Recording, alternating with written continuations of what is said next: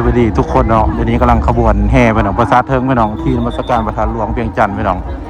กำลังแห่ไปน้องนี่ขับสมสดๆไปน้องกันไปน้องแมนสดไปน้องกำลังแห่ไปน้องคณะนี้นะครูบาอาจารย์ไปน้องว้าวไปน้องคลิปเบิ่งกันสดๆไปเลยไปน้องแม่นปีหนึ่งมีเธอเดียวไปน้องไปอยู่ด้านนั้นด้านหลังเวียงจันทร์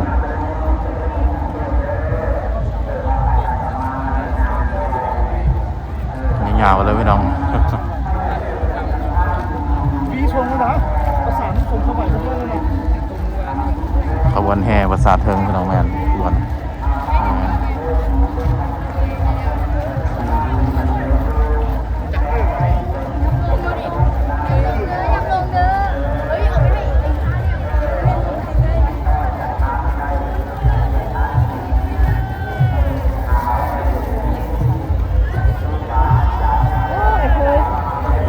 ขบวนแห่ไปน้องค่ะจริงๆแล้วก็สิได้คล้ายๆบรรยากาศโซนด้านในไปน้องแมน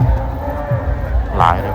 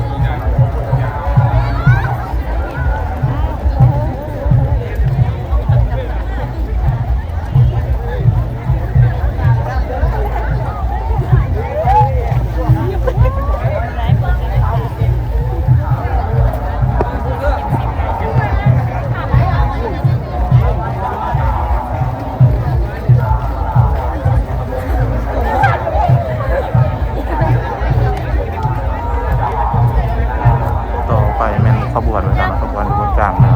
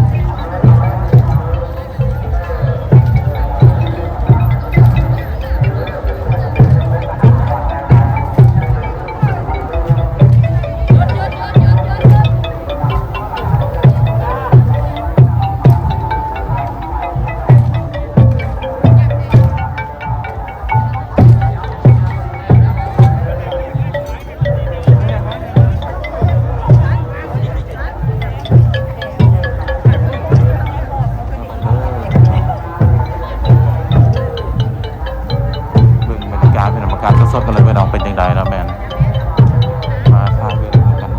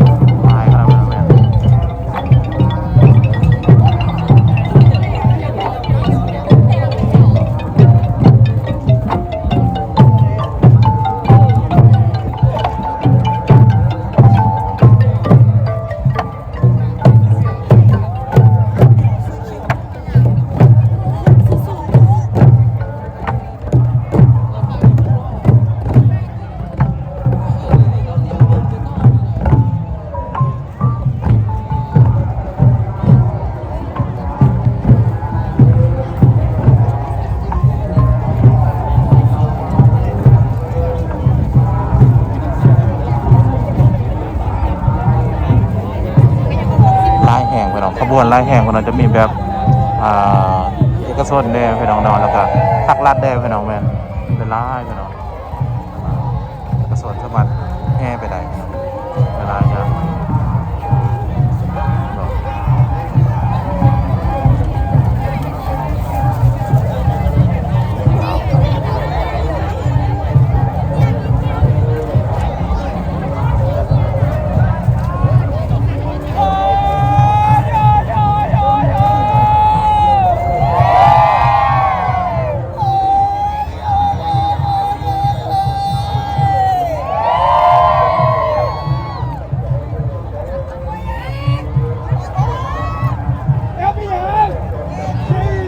หลายขบวนพี่น้องเข้าไปบรรยากาศด้านหน้าเป็นอะไรพี่น้องไปเบิ่งบรรยากาศด้านหน้าโซนด้านหน้าพี่น้องแม่บรรยากาศด้านนอกนี่คือแบบสลายมีแต่พักรัดหรือว่าเอกโซนต่างๆเข้าไปโซนด้านหน้าพี่น้องเมี่ยงได้พี่น้องเข้าไปคนคือสิหลายพี่น้องอยู่โซนด้านหน้าพี่น้องเ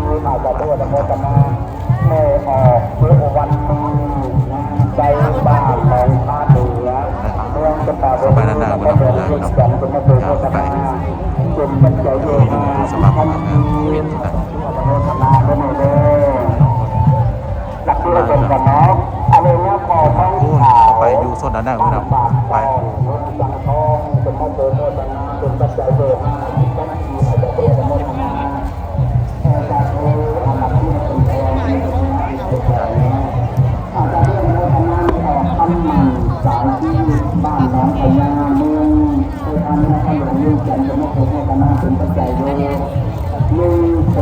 น้องบอกว่าสามารถเข้าไปด้านกลางได้พี่น้องครับพี่น้องเพิ่นยามพี่น้องแม่บ้านต่างใจเมืองใจพามีและให้หลวงเมืองจันทร์เป็นมาโผล่ในการเป็นปัจจัยอยู่เป็นที่อาจจะเป็นในการนั้นเลยสายบุญที่ออกทำไทยยังบ้านโอ้ดีงามสุดพี่น้องเลยเนาะก็มีงามหลายพี่น้องเป็นมาโผล่ในการเป็นปัจจัยอยู่เป็นที่อาจจะเป็นในการนั้นปัจจัยด้วยในพลังเลยลายนี่ลายผักส่วนพี่น้องนี่คือลายผักส่วนแล้วก็มาแบบทำลายพี่น้องสำคัญคือตัวนั้นตัวสำคัญพี่น้องอันนั้นคือแซมโลกพี่น้องเนาะแซมโลกพี่น้องเล่บ้านลาวพี่น้องเนี่ย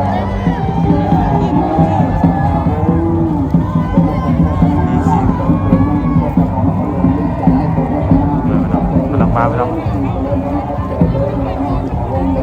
พาตัวนั้นไปน้องเดียวพาตัวนั้น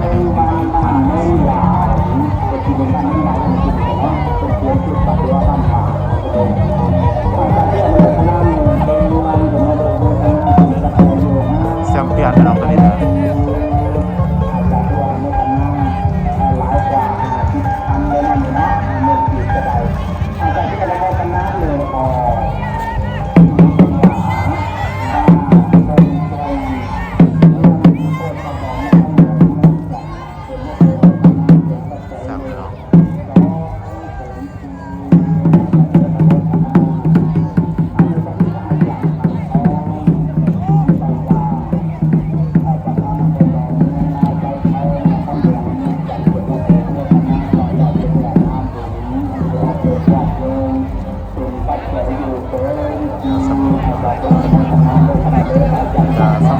พี่น้องขบวนแห่สำเร็จพี่น้องเลยยางสมัญญาเพื่อนได้พี่น้องวันนี้นะแม่นทุกคนเขาไล่นี่ขบวนแห่นี่ฮับบิทนี่จะไปอยู่ตัวต้นแถวพี่น้องแม่นอันนี้กำลังเข้ามาอันนี้คือแซมเปียนนะพี่น้องแซมโลกเตะบานลาว23พี่น้องแม่นพี่น้องไปกับสมัครมาเพื่อนได้เข้าไปได้ไปสบายพี่น้องหลังจากกันแห่แล้วก็สมานแบบย่างหรือว่าสมานถ่ายคลิปถ่ายยังไงพี่น้องแมวตามพัทยาไซเลยพระนครอากาศก็ได้พี่น้องแมวนี่อากาศรู้สึกแบบ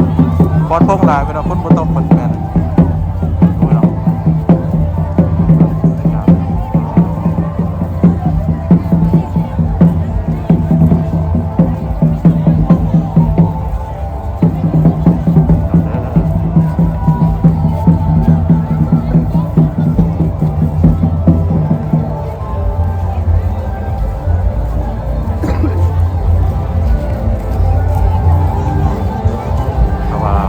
งามพี่น้อง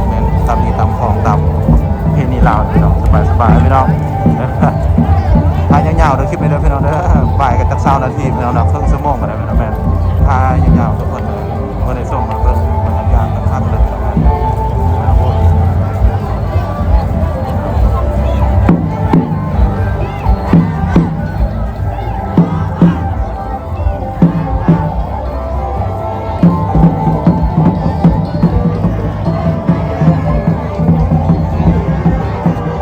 ย่างไปแบบ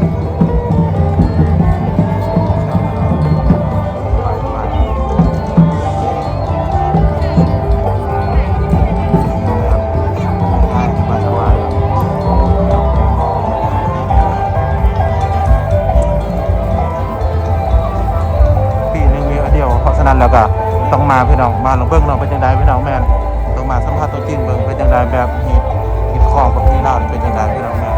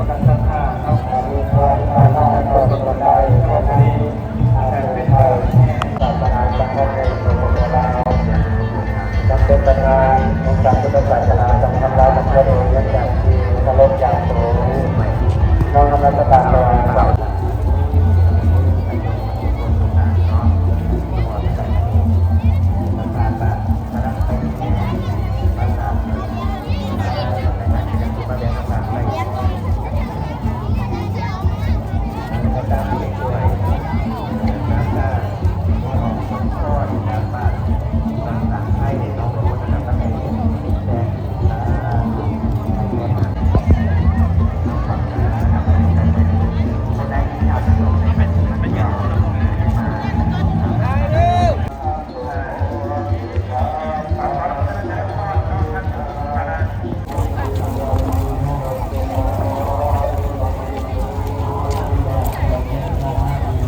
น้องคลิปนี้บ่ต้องบ่ไล่ห่างบ่สร้างกระแสพี่น้องมักก็ลืมฝากไลค์แล้วก็ฝากแชร์ฝากติดตามเพื่อจะพาคลิปใหม่ไปเลาะไปลิ้นไปกินไปเที่ยวอยู่ไสพี่น้องอันนี้ก็ได้กลับกันเด้อพี่น้องเด้อกลับกันเด้อพุ่นน่ะพี่น้องคนก็บักหลาย